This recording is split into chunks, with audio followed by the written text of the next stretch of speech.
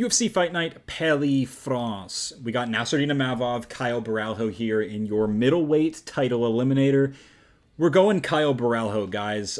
Cleaner career, cleaner record. Yes, I know he's riding high off the KO over Adesanya, but I just see more holes in the game of Nassourdine Imavov. Caio Borralho, super intelligent, super savvy fight style. I'm yet to really see him, push to the brink in any area of a fight where I have seen Imavov show a few cracks in his game. So we're going to go Borralho, the ringleader of the Fighting Nerds. Also, we're going to go with the hitman, Mauricio RUFFY. Against Benoit St. Denis, is it a step up in competition? Yes, it is. I think it's going to be a single shot KO. I really like RUFFY's striking game and his speed overall. I just hope he doesn't goof off here a bit too much against a guy like BSD. Mason Jones had a fun one last time out, but against the Unk Jeremy Stephens, Blagioki, on the other hand, doesn't really belong this high up on this juiced of a fight night card. Got submitted by Chris Duncan. Out cold. Recency bias is a hell of a thing here. I'm going to side with Mason Jones. It's his second stint in the UFC. I think he's really, really dialed in, taking it seriously. He was having fun on the feet with Jeremy Stephens. It was a pure striking battle, but then he made a really smart read and took it to the grappling, took it to the clinch in round 3 to secure it. He used to be a bit of a bonehead, like against Mike Davis, but this is his second run now. I think he's a little bit more composed. He should be able to beat Blagioki. Paul Craig, BUKAUSKAS. I trust in BUKAUSKAS as well, rebounding off an injury. I was about to say energy. I've been making that Charles Johnson video for the past few days. He trains with Tom Aspinall, correct? They're from the same team, I'm pretty sure, right? That's enough of a feather in the cap to get it done against Paul Craig, who is grapple or bust, who is sub or bust. We know this. Paul Craig is not making any big leaps with in the striking realm, okay? BUKAUSKAS will get this done, possibly with a KO as well. Fares ZIAM, Kaue Fernandes. I wish these guys could have, gone their own separate ways up at lightweight. They're both tearing it up. 2 lightweight prospects. One from France, one from Brazil. Kaue Fernandes beat Garam. Fares ZIAM has starched Matt Frivola, something Armin Sarukian couldn't do. All good is what it is. And also had a good little wrestling battle with Mike Davis. We're going to go Fares ZIAM. I see more growth. In my mind, Kaue Fernandes is just a bit too untested right now, but anyone's game here. Love to see a debate on this one. 2 big lightweight prospects. Nobody's talking about it. Patricio Pitbull against Lozine KEITA. I don't even know who Lozine was. This matchup was put together I want to say a week or 2 ago. Correct me if I'm wrong. Saw it on Big Marcel not too long ago. KEITA is an Octagon lightweight champion, I believe. Black dude from Belgium. Look, Patricio Pitbull is 50 and something. His career is gigantic, man. I don't know much about KEITA, but I know he has definitely not reached the heights of the sport that a Patricio Pitbull has. I don't think Pitbull has regressed that much either. So we're going to go Patricio Pitbull. William Gomis, I'm not high on. I'm sorry. Bit too much of a sprinter, low power, low urgency, makes a ton of mistakes when he's pressured. Robert Ruchala, on the other hand, debutante, so I know red flag, debutante, reigning featherweight champion of KSW. That's good for me. He is the opposite of Gomis. He likes to go for finishes, get it done early. What I like about him, his only loss is against Saladin Parnasse. He's dynamic, he's dangerous. And if we're talking strength of schedule, I actually think Ruchala's fought better names than William Gomis has, even though Gomis has, set his feet in the UFC. Still like Ruchala in this matchup. Love the danger factor. I'm kind of done with Umar Sy. He had a sort of a mirror matchup, googly-eyed performance against Alonzo Menefield. Really hope that's not his ceiling, but it did kind of look like it. Or he was just way too set on control time and didn't show his full skill set. I want to pick Brenson Ribeiro in an upset. Look, he's damage prone, but Brenson Ribeiro, 17 wins, 16 are finishes. I love that danger factor here in this matchup. If Umar Sy doesn't get the, wrestling going early on Ribeiro. I love the finishing factor here on the side of Ribeiro. Will I get burned at light heavyweight again? Seems I can't pick a light heavyweight fight to save my life. We're going to go with Ribeiro. I imagine he's a huge underdog because he's been getting finished before, is what it is. Marcin Tybura is being given the test of, locking the gates against Ante DELIJA, the PFL heavyweight champion. We got another promotional newcomer here, Ante DELIJA. I'm not a big Tybura believer. Okay gatekeeper at best. Sam Patterson, Trey Waters. This is one I've been stuck on for a while. Two welterweight prospects. Trey Waters, the tallest welterweight in the division at 6'5". Complete slinky neck, both of these two. Sam Patterson, same ordeal. I believe he's 6'4", 6'3". I think a combination will slip through and hurt Patterson, even though I think Patterson is the more complete MMA fighter. Is what it is. We're going Trey Waters. Brad Tavares is like the Walmart employee of middleweight. One finish in the entire UFC. I hate Brad Tavares. Robert Brychek, go get this done. Believe he's Polish. We'll trust in some Polish power to sneak through on Brad Tavares. Filthy, slimy middleweight matchup. Andreas Gustafsson, another welterweight fight that has some stakes for me here. Andreas Gustafsson, physical freak. Bane is fitting. This guy's got venom in his veins. He goes full retard by his own admission. Not my words. That's a quote from Andreas Gustafsson. Goes full retard in there.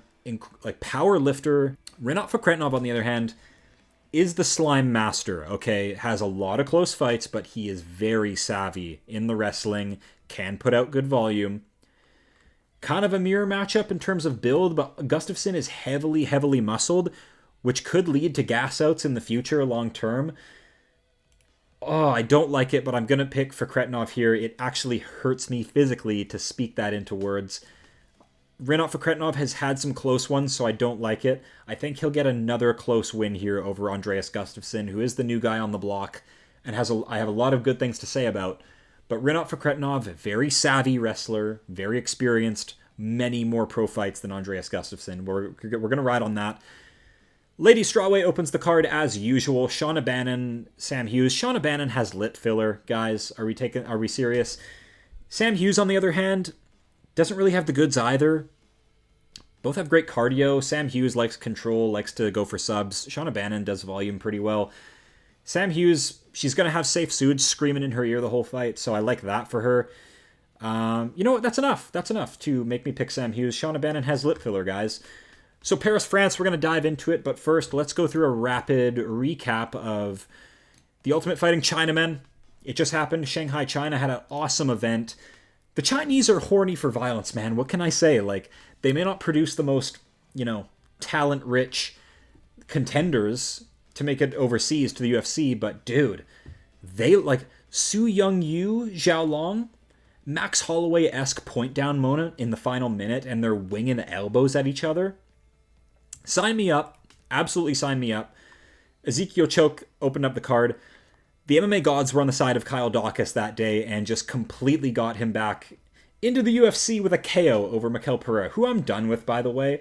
Just complete aura farmer. Like, every time I break down Mikel Pereira, and we've been over it before, there isn't any good video on Mikel Pereira. I didn't go scorched earth enough. We talked about his cardio hole and how he just, farms aura. Doesn't manage his cardio properly in a fight at the elite level. Shout out to Kyle Daukaus. Chris is next. Bring the Daukaus brothers back into the UFC. Maybe they've polished their hands up. That boxing was clean and crisp from Daukaus. So, yeah, that's that fight. Rongzhu looked good. Rongzhu's a gangster. We picked him to deal with Austin Hubbard. He did. Dude, Charles Johnson. We are going in deep. Pause. We're going in depth on Charles Johnson's whole fight style in the Any Good video. That'll come out in a few days. I got you guys. Loner Kavanaugh. I feel so sad for, dude. What you would give to get a dap up from Ilya Tapiria, like, that you're going to be a champion one day. He loses by KO. Like, this is just thing of nightmares. He needs to bounce back. We can't lose him as a flyweight prospect. He's lethal. He's like a kill shot specialist himself. Look up Loner Kavanaugh KOs. You will be absolutely impressed with what this kid can do. But Charles Johnson has a fight style that we need to respect. Ramps up as the fight goes on. We're going to go in depth with it pretty soon here in a couple of days. Dude, back and forth round one and then ramps up in round two and just starches Loner Kavanaugh as he's exiting the pocket, thinking he's out of range from Energy's punches and just gets slapped, dude. It was beautiful, but I'm so sad for Kavanaugh. Bad pick. Gage Young did good, leveled up off Evan Elder, looked gun-shy in that performance, and beating Mahasheit's no joke. Steve Garcia couldn't do it. Super Saiyan Niraji. Here's my take on fouls in the UFC. I've had it with this. First of all props to this kid. He's lethal, Muay Thai specialist. Long, lanky kid, beautiful striking. So here, we're going to break down three situations here of why calling fouls in the UFC is completely case by case. They don't enforce rules. It's a flip of a coin. Here we go. So this fight, podcaster doesn't belong in the UFC. Kiefer Crosby gets starched with an illegal knee by Niraji. They call it off temporarily, deduct 2 points from Naraji, restart the fight. He's instantly finished afterwards. He just got brutally damaged. He obviously loses. They don't give him the time to recover. Another instance, Magomed Ankalaev does the same thing. Illegally knees Johnny Walker in their fight, and it gets moved to a no contest. Interesting. And a third case, Piotr Yan illegally knees Aljamain Sterling, and in that one, guess what happens? He is disqualified, loses his bantamweight title. So it is case by case. You can play with the heartstrings of these refs. They do not abide by a rule set when it comes to these types of fouls. They play it case by case. They try to win optics. I thought Borjas would do this to Sumaderji, but yeah, I should have switched my pick at the weigh-ins. He's way too big for him. I trusted in that Peruvian kickboxing style. Sumaderji, though, just really swift, quick. Looked strong in the clinch. Sergey Pavlovich, Waldo Cortez Acosta. I love the fighter that Pavlovich is blossoming into off those two pretty horrific losses to Tom Aspinall getting starched early in the bout and getting schooled by former friend Volkov. But he's blossoming into like a composed striker. Like, I don't hate it. Like, yes, I would love to see him get back to doing, demolition jobs, just all round 1 KOs. But yeah, Sergey Pavlovich, lunchbox fists. He's improving into a composed fighter. I love this for Pavlovich. Good win. Waldo Cortez Acosta, his punches were just bouncing off Pavlovich because Pavlovich is made of fucking metal, man. So good stuff. Aljamain Sterling gets it done over Brian Ortega. Looks composed, looks sharp. Brian Ortega can't figure out the style of Sterling, who is unorthodox. It's hard to really, predict how these Sterling fights are going to go because his style is unorthodox. Aljamain's great. Improves his record to a clean and crisp 25-5. Making waves at featherweight. He's top 5 ranked at featherweight. Now look, Brian Ortega, am I salty about him pulling Tracy Cortez in the back of the day? We all are, okay? But I don't know what contract you managed to get where you only get to fight, champions, former champions. What a privileged career. And you're going to suffer from that. You need to go through some hard knocks. That will build you into a tough fighter. But Brian Ortega's soft as baby shit. He's been living like a king without having a belt for too long. And look what it's produced. Soft style. Now he's struggling to make the weight, undisciplined. So we're done with Brian Ortega. As for Aljamain Sterling, if he gets a featherweight belt, man, he's one of the best champions in the UFC, is what it is. Johnny Walker, Ming Yang Zhang. Now look, I bought into the propaganda of Ming Yang Madness, the Instagram account Ming Yang Madness, completely bought into the propaganda. I almost talked myself out of a pick. I presented 2 arguments here, and the argument I presented for Walker was completely correct. I said Ming Yang would struggle with the range here, this problematic frame, and he did. But I didn't think that would lead to the end. I thought that would just slow Ming Yang down. I didn't think that would lead to a crippling leg kick KO from Walker. Beautiful evolution, Walker. Do I think your career goes far long term? I don't. Completely flawed style. But awesome win, save his career type win. Should he have a main event? Should he have had a main event in this spot? I don't think so. And in reality, a bit of a step up. I still think Ming Yang can win this fight 9 times out of 10, but it's a good win from Johnny Walker, man. We gotta respect leg kicks at these heavier divisions. I don't want to turn into Rogan with the leg kick stuff, the calf kick stuff, but dude, look at his calf. It's a bubble, dude. I will never become that guy. But Zhang Min Yang, there's work to be done. He's a raw, powerful prospect. I trusted in it. He is still very heavy-handed and a dangerous finisher. Johnny Walker should go to heavyweight with his brother and just cook everybody with this frame, because this is super problematic. The problem with Walker is he doesn't know how to use it. He's a bit too goofy, a bit too unorthodox. But when he locks in, dude, when Johnny Walker locks in, all I'm saying, 6'6", 82. This is near John Jones' reach. 6'6" is crazy.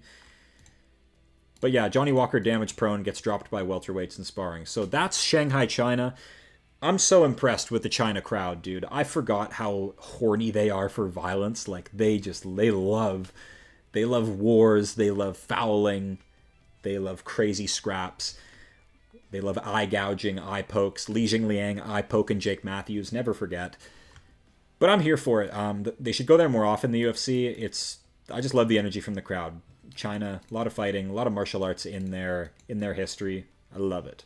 back to Paris. Back to Imavov Borralho. Let's dig into it. Ultimately, what it comes down to here in this main event is, who do you believe is the better 5-round fighter and who has more of a championship skill set? Because if Khamzat Chimaev wasn't in this division, one of these guys is probably your champion. I mean, Imavov just took out Israel Adesanya on the feet, something that's been proven to be insanely hard to do. But before that, like, Slimer with Brendan Allen, like, please separate yourself from, you know, a scrappy Louisianan like Brendan Allen. I know he has grappling ability, but I was just looking for a finish here on the side of Imavov that never came. Like, Nasruddin Imavov, born in Dagestan, but moves to France because he's not about that grappling life. Cardio is not like the Dagestanis whatsoever. Good little win over Jared Cannonier. Early stoppage bullshit from Jason Herzog is what it is. Slimer against Roman Dolidze, where he can't really inflict too much damage, but does exhaust Dolidze and whoop him up as the fight goes on. But Nasruddin Imavov, kind of weird all-arounder skill set. Like, looks to grapple when it's in his favor, like against Chris Curtis, Joaquin Buckley, Edmund Shabazian, took them down, tried to work subs in, but didn't get them. Put Edmund Shabazian in a crucifix, though, and damaged him pretty severely. But I don't see that here with Borralho at all. Like, Kyle Borralho was fed to the wolves off the Contender Series. Like, I love his strength of schedule. He has more performance bonuses. I just like the middleweights he has faced. I don't believe they have a common opponent other than Jared Cannonier. And Borralho, you know, they both had similar performances, but Borralho did this fight back in August of 2024, and what an excellent primer to go into a fight here with Nasruddin Imavov. You go 5 rounds against Jared Cannonier, who is a little on the slower side, but a physical freak who has the cardio. And you just got primed to go against Imavov, who has shown somewhat gassing issues in the past. Like, he has shown to tucker out when the later rounds hit. So yeah, I just think great primer, last performance. I know you can argue the Adesanya KO is more impressive on the side of Imavov, but I don't know. I'm a fan of Cage Time, and I just think Borralho's been geared, ready to go. Like, he made weight for the Chimaev fight. Imavov clowned him for it. Say what you want, dude. Like, do your skits, whatever. I think Borralho's just more prepared and has a skill set that offers him more outs, like with the grappling and stuff like this. I don't think Imavov is going to be able to fall back on grappling here with Borralho. I think he's a bit too crafty. Borralho knows his jiu-jitsu too well. But this fight will be fun. This fight will be two guys that are serious about capturing a belt, and both have stand-up skills, both have grappling skills. Yeah, it'll be interesting. Different styles on display. Could be kind of a chess match stinker because they are very, very technical and kind of pride themselves in that. But we're going to go Borralho. Will I fumble another main event? Probably, but I like Kyle Borralho.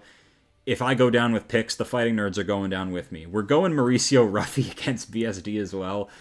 Yeah, interesting stuff. I just see speed difference here. I just see a crazy speed difference. BSD is like... I mean, BSD is kind of a marauder, but he's all, like, locked up. He's slow. He's super tensed. He's not loose at all in there. He's just come forward murderer. Pretty, like, caveman striking. But, like, super powerful. And his grappling is pretty powerful as well. So, Mauricio Ruffy has a good, like, strength test to pass here. Good DPS test. Ruffy just needs to land a kill shot early. I think the quicker Ruffy can get his reads and just line up a kill shot, the better. Not to say he needs a finish here, but he's shown to put away Jamie Malarkey and Bobby Green in rapid fashion, impressive fashion, after styling on them pretty well. People like to bring up the James Longtop fight because he did sort of slow down, held in the clinch a little bit, and yeah, but defended takedowns. Longtop came in heavy. Good volume. Is Longtop of the level of BSD? Not really. BSD is very, very dangerous, but yeah, this is a finish fight right here. I don't think Benoit Saint Denis can push Ruffy and gas him out and win a decision. I think a kill shot will happen from Ruffy before that. I love his, like, really balanced karate style, like when he's not fooling around, when he is sort of making reads early in a fight and being composed.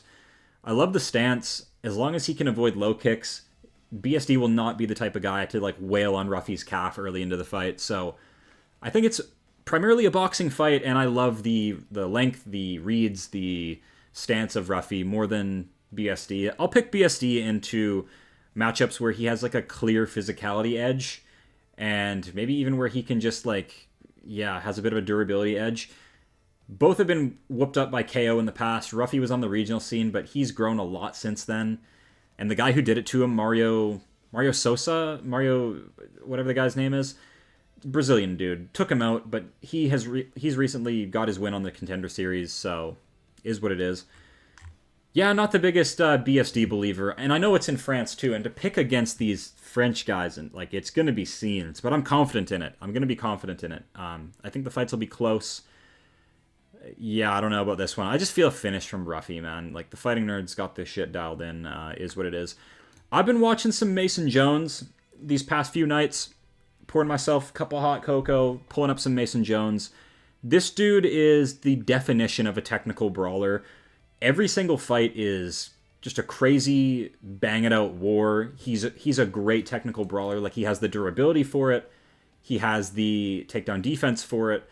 And just the use of elbows, and his Muay Thai work is beautiful, man. He doesn't look like a flexible guy, but he is. His kicks are phenomenal. Is most of his success down at Cage Warriors, where he's whooping up on like guys with like a 10-6 record? Yes. But I don't know, man. Balaji, I don't see this polish with him. I just feel better about Mason Jones, but I don't want to be clouded into thinking like he's going to win just because I enjoy his style more. But I understand the style of Mason Jones more, so I feel like that's evidence that's like guiding me towards a correct pick. Scrappy Tough has fought Ludovic Klein, David Onama. These names I respect. This is his second stint in the UFC. I really hope he takes it more serious this time, because he did make some blunders early in, like pulling guard against Ludovic Klein. Just silly mistakes. Crazy war with David Onama that he pulls ahead on with takedowns. Close banger with Mike Davis in the debut. Like, these are names I respect. They kind of threw Mason Jones to the wolves. Like Mike Davis, David Onama, these are guys we respect, right? I just don't know if Balaji would do well against them at all. Having a super close volume battle with this Michael Aswell guy who doesn't have a win yet, lost to Bogdan Grad. I don't know. I feel better about a Mason Jones pick. I respect the style more. I understand the style more. We're going to go Mason Jones. Not much to say with these two. I can't pick a light heavyweight fight to save my life. Bukauskas will probably get, like, he'll be looking like a god, and then Paul Craig will pull some shit and get a sub win. But the blueprint is written on how to deal with Paul Craig, man. I don't know if he can bank on like landing these Hail Mary subs anymore. Like, he's damage prone, he's older now, he could have injuries, he's grapple or bust. Bukauskas is a decent, well-rounded, like, all-rounder, like, good composed clinch. Yes, he did get hurt by Marcin Parachnio, which is like the biggest red flag in the world, but still got that finish. And he's active. 2 fights, 2025. I respect the activity here. He's gonna shit on Paul Craig. For SZM, Cowboy Fernandez, same thing. Super interesting fight for the lightweight division, honestly. For SZM, hometown guy, the crowd will be going apeshit for him. Super tall, super dangerous. Cowboy Fernandez is good as well. We found out he's kind of like a technical phenom as well, shutting down Garam. That was really impressive. Loved how he performed there. For SZM with the Matt Frivola knockout, and then showing some like good wrestling licks against Mike Davis. Like, Mike Davis is really experienced in Muay Thai, and for SZM came out, didn't play his game, got to taking him down, and banked a shitload of control time and caused damage, I'm pretty sure. They both had injuries in this one. I think they both broke their hand in the fight, which is kind of why it led to this weird little grappling situation. But I like for SZM here. He's had a longer stint in the UFC. He's on a 5-fight win streak against decent names. Jai Herbert, we respect. Matt Frivola, not really, but he did get the finish over Matt Frivola in the later rounds. Shut him out, like volume shutout before that. Overpowered him, way too big for him. Had success everywhere. And then the Mike Davis win I like. So, good stuff. Last time out, didn't get a quick early finish. We got to see where his evolution is at, and it looked good. Unanimous decision over Mike Davis. You got to respect it. So, Cowboy Fernandez, on the other hand, it's interesting because Muhammad Yahya, like the most garbage UFC fighter, to Garam, one of the most underrated, like misunderstood fighters in the UFC, is such a weird jump up in competition. I feel like he overperformed against Garam, and now he's going to struggle against ZIAM. It's a very different style. ZIAM's tall. Has been shown to be taken down. So we'll see if Cowboy Fernandez sneaks in some sneaky takedowns and like reminds us that ZIAM's not that great of a wrestler and scrambler, but it comes down to it. ZIAM, longer, taller, on a bit more momentum, longer stint in the UFC, hometown advantage, a little bit younger. Fernandez, I feel like, just got here, man. But he's looking good so far, so not a huge confident pick on ZIAM, but we're going to ride with it. I think he will be probably one of the only French fighters that really excels here. Pitbull, KEITA, all the best in the world, the Patricio Pitbull. I try not to dog on Bellator fighters too much. It's just a weird matchup. Like, this Losian KEITA guy, short notice debut. He's a champion from Octagon MMA, like this Polish whatever EU promotion. So I've seen highlights, but I haven't done a lot of digging on it. Patricio Pitbull, for whatever it's worth, shut down Dan Ige last time out, which I respect massively. People struggle against Dan Ige all the time. So yeah, I don't know, man. I don't know if he's here for paychecks, here for like TV time. I don't know if he's like actually serious about a featherweight run here in the UFC, but we'll see. He's an old head, but he's got championship experience. This record is kind of insane. Goes insanely hard. He has, and what I like about Pitbull is these 37 wins are like split across all elements you can win a fight, like knockout, submission, decision. I like that from Pitbull. When I look at the style, there's not a whole lot of holes in it. He's just small.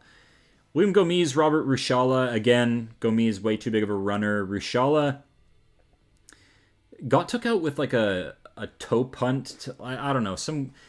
He got highlighted by Saladin Parnasse with a body shot. Looked really frail and weak there. But other than that, his career's looked good. He's violent. He's like a lighter man's like Bogdan Guskov. I don't know. He's decent. William Gomis, he's like taking the technical aspect too far. Like, not enough finishing ability on the side of Gomis. A bit too much of a runner, and really got punished last time out against like a low-level fighter like Haider Emil. It caught up with him. His style caught up with him, and he took the L. Close split decision, but yeah, like Haider Emil actually did pull ahead on significant strikes. That's pretty embarrassing. Like, if William Gomis was just a bit better, he would actually put some steam on his shots and, you know, close these fights out. But yeah, just, I don't know. I'm not a fan of that style. He's taken the technical aspect a bit too seriously.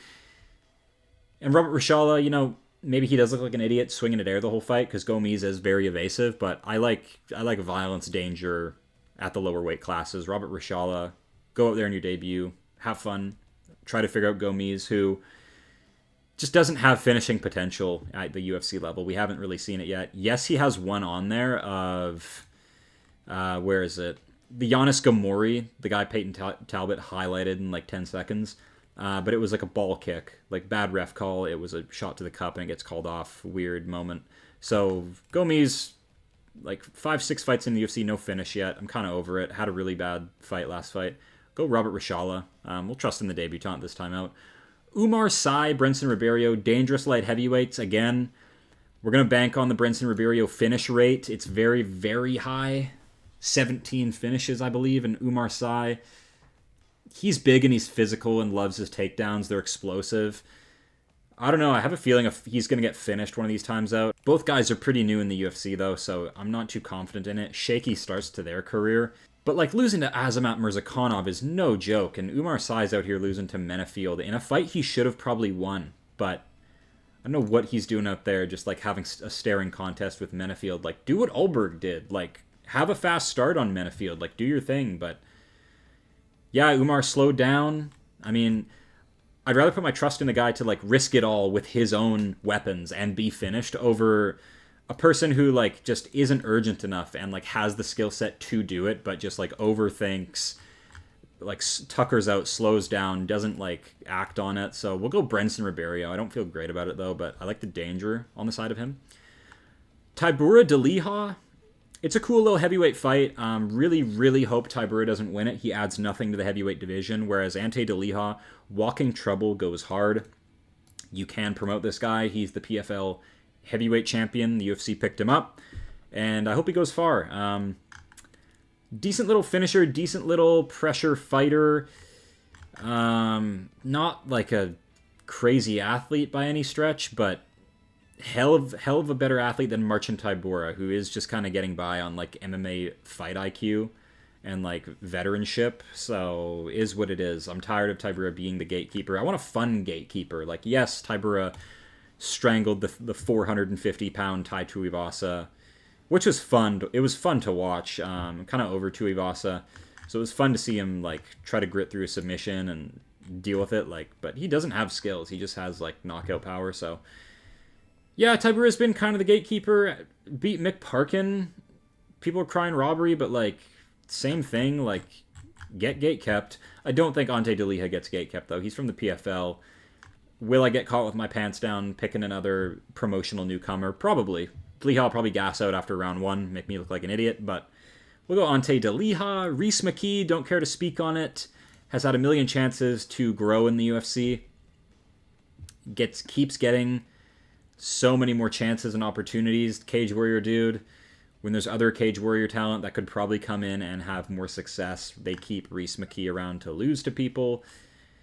Tough stuff. He's a young guy, but I don't know. He doesn't excel in any area. He's losing out here to Ange Lusa, Alex Morono. He gets hit way too much. Yeah, he's trying to be like a Mason Jones technical brawler, but up with the heavier weight classes, doesn't have the power to fight back. Kind of a physical wimp, Rhys McKee is. I don't even know who Axel... First of all, crazy hard name, Axel, but I don't know. I'm not picking Rhys McKee to beat an undefeated fighter. I'm sorry. Even if it is just like getting started on regionals, like mopping people up, like that could be enough to beat Rhys McKee, so we'll pick it. Trey Waters, Sam Patterson. This fight's playing with me. This fight lives in my head rent-free. 2 welterweights I care about. 2 unranked welterweight prospects. Tall, lanky guys. Ugh. It's interesting stuff. Sam Patterson, I've seen perform live. He choked out Johan Lainesse in front of my very eyes in Toronto. It was fun to see. Dude, like, go watch that Danny Barlow fight. His eyes are closed in almost every punch exchange. I can't see past that. And you can go to other fights too. Like, as soon as it's becoming a fist fight and somebody like steps into the pocket and throws with Sam Patterson, his eyes are closed and like his arms are outstretched. It's just a horrible visual, and he's on a 3-fight win streak, all by first round finish. And the Danny Barlow win was kind of slick. Trey Waters gassed out against Billy Ray Goff, but to be fair, Goff was pressuring like Marab. He's just coming forward, made a super fun war out of it. And so yeah, Trey Waters is the bigger guy. He's 6'5", he's gigantic, near 80-inch reach at welterweight. Has no business at welterweight. Should be like, has like a 205er frame, but I like the punch volume. His game is pretty bare bones, but what he does have is physicality, length, reach, output. And I just think if Sam Patterson goes out there and like, oh, my hands are pretty good, like, I think a Trey Waters combo could just sneak through and just sleep Patterson. We've seen it happen against Yanal Ashmouz, who is like half the size of Trey Waters. Oh, it's tough. Because Trey Waters, I don't really think has a good understanding of grappling and submissions, because, you know, homie was Von Flood round 1 by Bonfim, who's real good. And so, like, Bonfim in your Contender Series fight, fucking nightmare situation. But since then, he's put together 2 fights. Fighting once a year. Not a big fan. I believe he's been dealing with an injury, but I'm going Trey Waters, man. Something's got to kill Sam Patterson's weird momentum he's on. He literally closes his eyes as soon as punches come flying at his face. Like, that just looks amateurish to me. But the rest of his game is pretty well-rounded, and he is a really good finisher. Something just tells me Trey Waters is going to weight bully him, get him out of there. Trey Waters is the tallest welterweight in the UFC.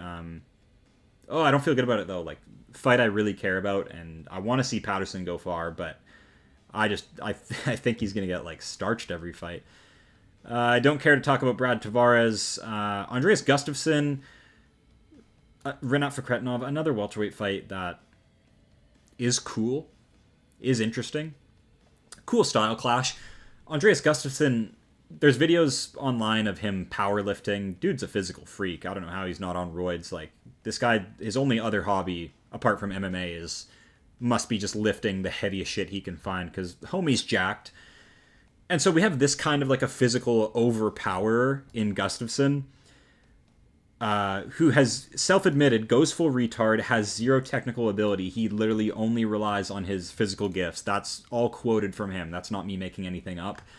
Against Rinat FAKHREDINOV, who actually behaves like an MMA fighter, and yes, he's had some close ones that he probably should have lost. Like the Nicholas Dalby fight was pretty pathetic. And same with Carlos Leal and all this. Like, but it's a good style. You have to admit it's a good style. Like Rinat, low power shots, like good stinging punches, no real haymakers that gas him out.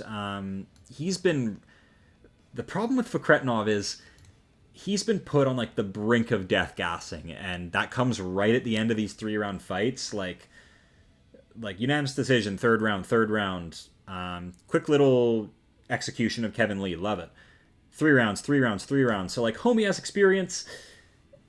Gladiator goes hard as fuck. I just like how polished he is, and I think he, like, people, you can complain all you want about him sneaking these decisions, but I like the skill set, man. I like the technical ability. He has real stinging shots on the feet. Good volume, kind of a decent little striking arsenal. Yeah, Andreas Gustafsson, fun addition to the welterweight roster. It's going to be fun to watch this guy fight, but I fear gas outs long term. I fear him being, you know, just pointed on the chin with a counter.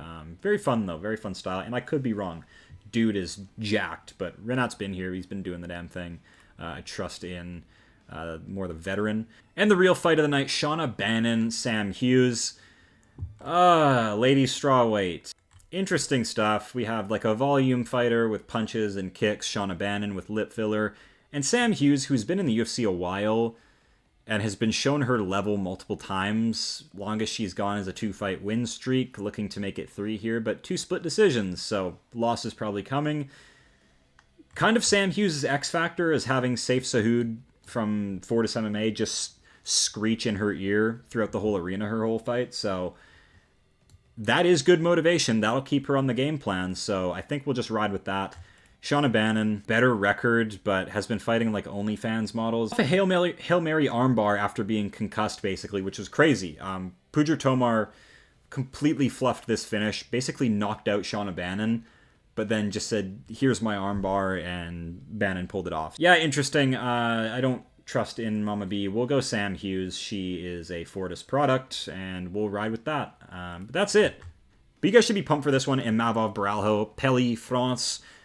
In all seriousness, the crowds go crazy hard in Paris, France. Like, they don't get fights very often, but they're all about it. If there's a finish, they cheer. They don't even really boo against the hometown guy. It's just nothing but rage. It's nothing but fun excitement in Paris crowds. So do not miss it. If you can't make it, all good. MMA Reddit's got you covered. Highlights are on there, so you don't miss shit. Yeah, this one will be sweet, guys. Don't miss it. We have the middleweight title eliminator. Mauricio Ruffy's on it. Who else? Go watch Mason Jones. You need to be watching Mason Jones fights. Click off this video. Go watch some Mason Jones. Yeah, could be some nasty-ass finishes on this card. So, yeah, I'll leave it at that. Thanks, guys.